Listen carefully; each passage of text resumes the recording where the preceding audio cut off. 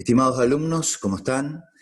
Bueno, hoy vamos a empezar a transitar la guía de trabajos prácticos del laboratorio y justamente hablando de cómo debemos trabajar en el laboratorio. Recuerden que esto es para todas las carreras: ingeniería química, ingeniería de alimentos, bioquímica, farmacia, licenciatura en análisis químicos y bromatológicos, licenciatura en genética, profesorado de biología y la tecnicatura universitaria en celulosa y papel. Depende de las carreras, ustedes saben que es introducción a la físico-química o química general. Bueno, mi nombre es Miguel Ángel Magán, soy bioquímico. Voy a empezar a transitar un poquito si bien esto es un poco atípico, este era un inicio de presentación del laboratorio, los docentes, las actividades que hacemos en el laboratorio, los materiales que utilizamos, cómo nos movemos dentro del laboratorio, y una serie de cositas que vamos a empezar a recordar. Lo hacíamos en forma presencial. El objetivo de esto es que por lo menos ya tengamos una visión, cuando nos volvamos a reencontrar en las clases presenciales, tengamos ya una visión de cómo vamos a trabajar en el laboratorio a medida, bueno, que se vayan presentando la oportunidad de volver a la facultad y organizándonos en los distintos tiempos y espacios para poder ocupar las distintas carreras, el laboratorio. Por eso una de las sugerencias es que ustedes tengan la guía de trabajos prácticos de laboratorio, que la pueden bajar de la plataforma virtual de la facultad, para, bueno, ir recorriendo un poquito la guía. Después de esto vendrán ya las explicaciones respecto de los trabajos prácticos propiamente dicho, en lo que tiene que ver con su explicación teórica. Muy bien.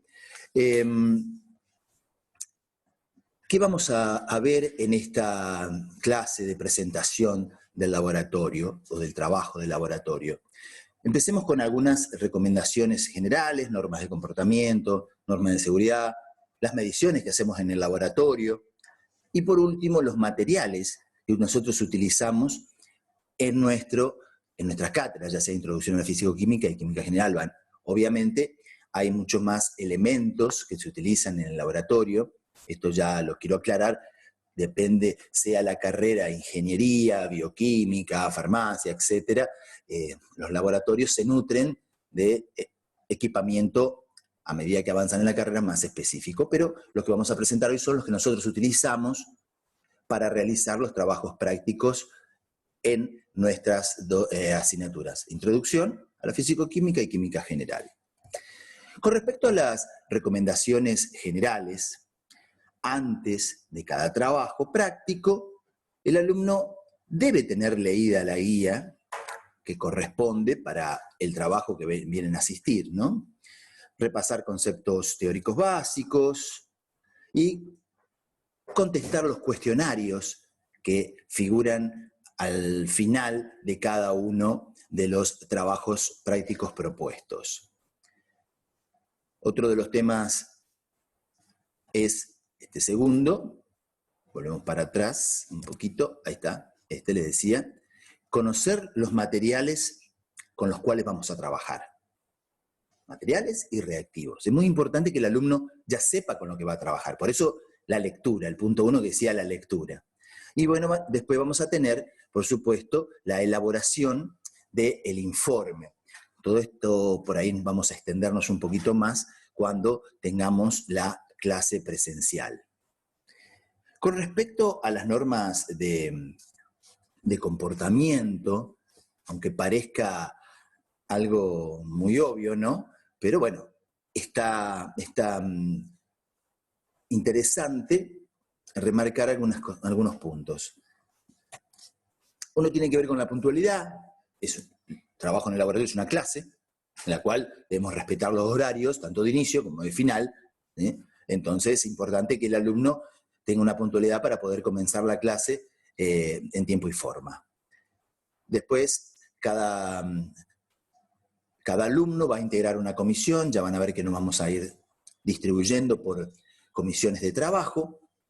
en los distintos lugares de la mesada, entonces eso es importante que el alumno recuerde dónde trabaja y conservar la ubicación asignada. Hay que trabajar en forma responsable y ordenada, bueno, evitar el deambular por el laboratorio. ¿Por qué esto? Y porque generalmente el laboratorio está lleno de alumnos y el deambular puede ser que uno se mueva accidentalmente y tropezar con alguna mochila, por eso van a ver dónde en las clases cuando comencemos, dónde se ponen las mochilas, donde que los bancos no están en el camino de los alumnos para no tropezarse, no tener accidentes. Bueno, detalles que vamos a ir profundizando un poquito más en la clase presencial. También dice que no hay que abandonar el laboratorio, pues es una clase, ¿sí? No quiere decir que uno no pueda tener un transitar libre, pero siempre con el consentimiento del docente. Hay que tener una responsabilidad en el uso de los materiales. Recuerden que los materiales con los cuales ustedes van a trabajar, ya lo vamos a ver más adelante, todos de vidrio, y hay que tener cuidado principalmente porque el vidrio, si se golpea, se rompe, pero si se rompe puede el vidrio cortar y producir accidentes. O sea, eso es lo primero que tenemos que tener en cuenta. Que no se rompa, que no nos cortemos para no tener accidentes, ¿sí? Y también, bueno, ya en segundo plano, cuidarlos porque la reposición de los materiales siempre es muy onerosa para la facultad. Bueno, como lo decíamos recién, comunicar al docente si hay algún accidente. Otra de las cosas importantes es dejar el lugar de trabajo limpio y ordenado, porque así lo van a recibir. Otra de las cosas obvias, en el punto 9, prohibido fumar, beber, comer dentro del laboratorio. Ya van a ver que estas prohibiciones, si quieren llamarle, se repiten en todos los laboratorios, ¿sí? En todos los laboratorios a medida que vayan avanzando la carrera. Es fundamental. No realizar experiencias propias bajo ningún concepto, ¿sí? Esto quiere decir que yo no me puedo, estoy en el laboratorio de química, no quiere decir que puedo empezar a mezclar cosas, ensayar, porque bueno, no es prudente, no es prudente. Con respecto a las normas de seguridad, bueno, es importante conocer la ubicación del equipo de primeros auxilios, matafuegos, interruptores de la corriente, la llave de gas.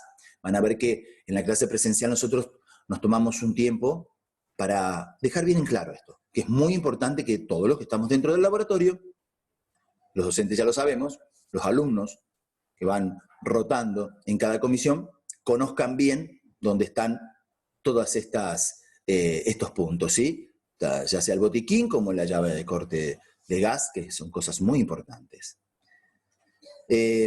Cuando utilizamos, justamente, en el punto 2 dice asegurar el correcto cierre de la llave de gas.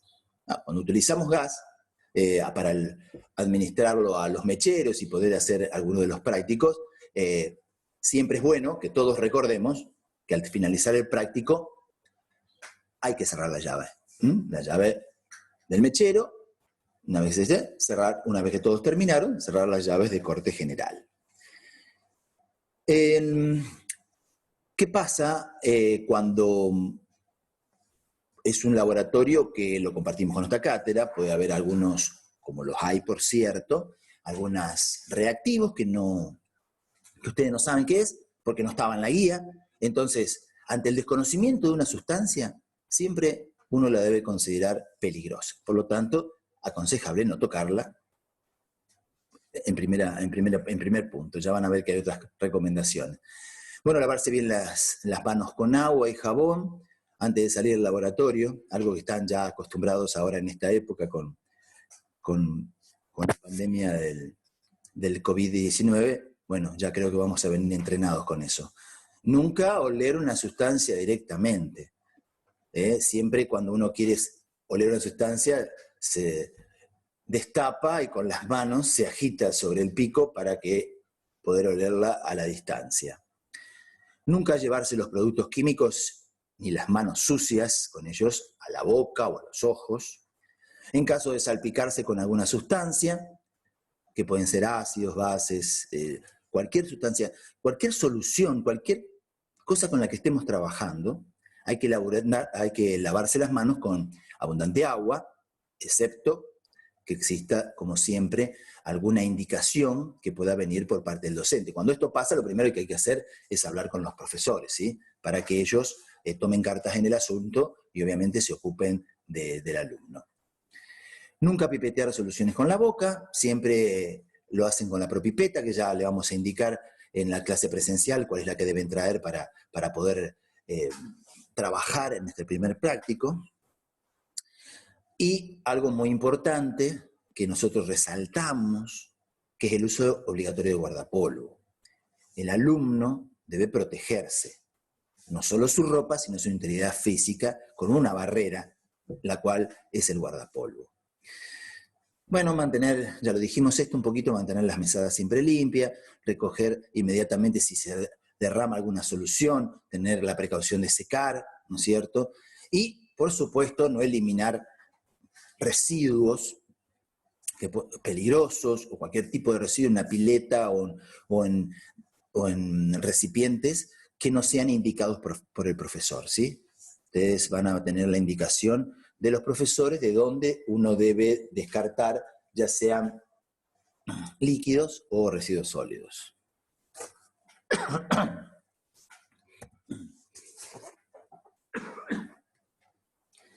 Ahora sí nos ponemos en otro de los puntos relevantes que tiene esta primera guía de trabajos prácticos del laboratorio, que es las mediciones que se realizan en el laboratorio. Y vamos a comenzar con la medición de volúmenes, ¿sí? Una de las operaciones básicas en un laboratorio de química consiste en la medición de volúmenes. Para ello hay que utilizar material volumétrico, entre los cuales podemos encontrar matraz aforado, pipetas graduadas, buretas, probetas, etc. Ya lo vamos a ver en los gráficos. Pero para la correcta medición de volúmenes es necesario conocer el material con lo cual vamos a trabajar, ese material volumétrico, sus propiedades, sus usos, ¿sí? Es importante tenerlo presente para no usar un material para una cosa en la cual no está preparado. Muy bien.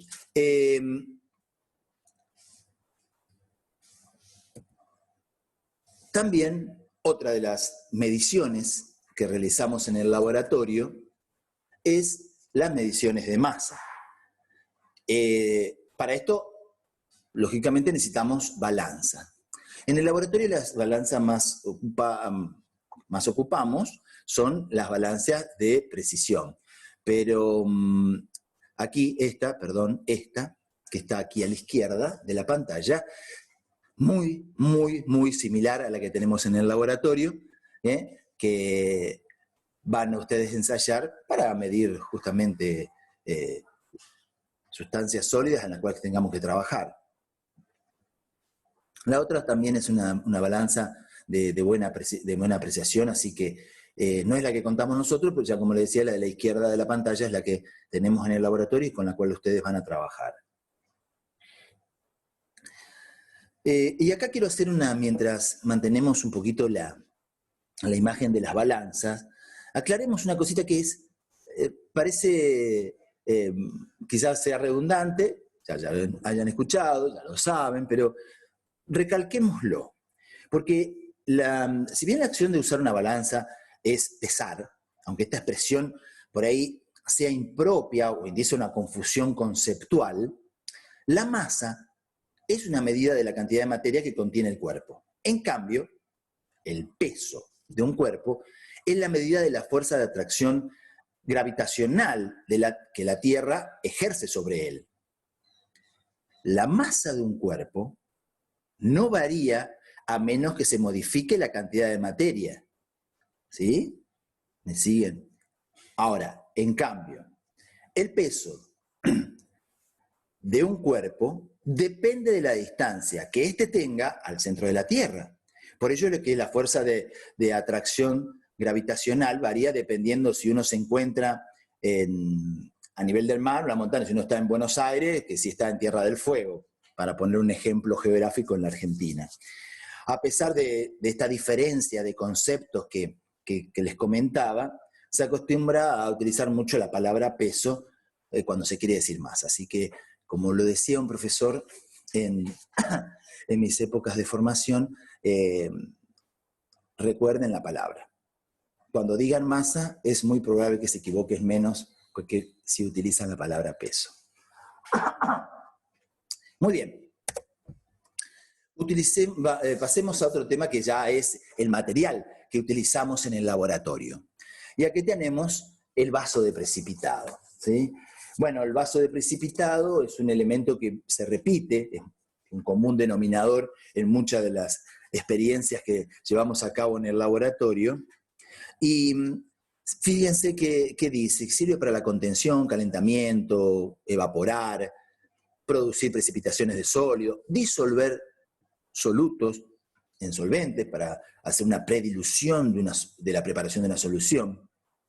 Pero vamos a detenernos un poquito en esto que dice de calentamiento. ¿Por qué el calentamiento? Este elemento sirve para el calentamiento y otros no. La composición que tiene el vidrio de este elemento es generalmente de borosilicato, lo cual le permite no deformarse, lo cual le permite ser expuesto a la temperatura, ¿sí? Entonces, cuando yo tengo que realizar calentamiento, este es un elemento aconsejable. También está el Erlenmeyer, donde puede ser sometido también al calentamiento, ¿sí? Y se realiza, van a ver que nosotros realizamos algunas reacciones dentro del, utilizando el Erlenmeyer. Sigamos con otros elementos que también pueden ser sometidos al calentamiento, como lo es, aquí tenemos el balón. Hay de dos tipos, el balón de destilación y el balón de base plana o base esférica, como lo ven aquí a la derecha de la pantalla. El recipiente de base esférica también permite ser puesto en calentamiento, tiene un cuello que es un poquito extendido, ¿sí? Y bueno, también sirve para hacer algunas evaporaciones de forma lenta. Con respecto al balón de destilación, sí, como la palabra lo sugiere, apto para el calentamiento y para ser parte integral del dispositivo de destilación en el cual se utiliza este tipo de balón. Con respecto a otros materiales que también utilizamos en el laboratorio está el cristalizador. El cristalizador, ahí tenemos, como todos los elementos del laboratorio, vienen en distintos tamaños o volúmenes. Entonces, aquí tenemos tres opciones de cristalizador que lo usamos para contención del líquido. Generalmente van a ver que ustedes los van a utilizar cuando sacamos un vaso de precipitado sometido al calentamiento, utilizaremos el cristalizador, el cual contiene agua fría, para empezar a hacer un enfriamiento gradual de esa reacción. Muy bien, para continuar ahora con otros tipos de materiales que utilizamos para medir volumen, pero de una forma precisa, ¿sí? Si ustedes recuerdan, cuando hablábamos por ahí del Erlenmeyer, del vaso precipitado, tienen una escala que indica volumen, pero esa escala es indicativa, es aproximada, incluso el fabricante en muchos de esos productos pone 250 centímetros cúbicos aproximado. Quiere decir que es un elemento que puede contener ese volumen, pero que no lo puedo utilizar para medir cantidades exactas de volumen. Sí lo es los elementos que vamos a empezar a describir en este momento, como es el matraz aforado, ¿sí? Un matraz aforado tiene una precisión en volumen, porque el aforo, que si lo vemos, miren, acá en la gráfica, el aforo es esta línea que atraviesa o que bordea todo el cuello del matraz, que en este caso es de 250 mililitros, centímetros cúbicos, y este aforo, ya indicado por el fabricante, nos dice que cuando pongamos líquido hasta ese aforo, la solución o el líquido que vertamos en ese matraz va a tener 250 centímetros cúbicos.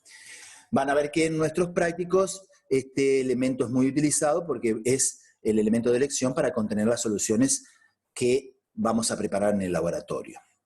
Otro de los elementos es la pipeta, que es un elemento de mucha precisión para medir volúmenes. También las tenemos de muchas variedades, porque las hay de 10, que son las que habitualmente usamos en el laboratorio, y de 5 centímetros cúbicos o mililitros, pero también tenemos de otros volúmenes que son más grandes, pueden llegar a 25, también tenemos otras que son extremadamente pequeñas que pasan ya al sistema semiautomático, y las automáticas, que son las micropipetas automáticas que tienen la finalidad de medir cantidades muy pequeñas de volumen, que en este curso no lo utilizan, pero sí a medida que avancen en la carrera van a ver que las micropipetas para medir volúmenes pequeños va a ser algo habitual en el uso que ustedes tengan que practicar. Pero es importante empezar con los volúmenes grandes.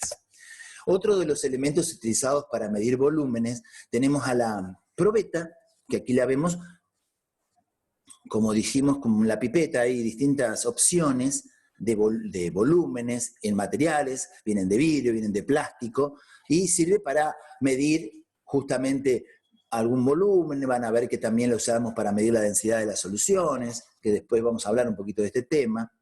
Otro de los elementos que también utilizamos frecuentemente en el laboratorio es la bureta.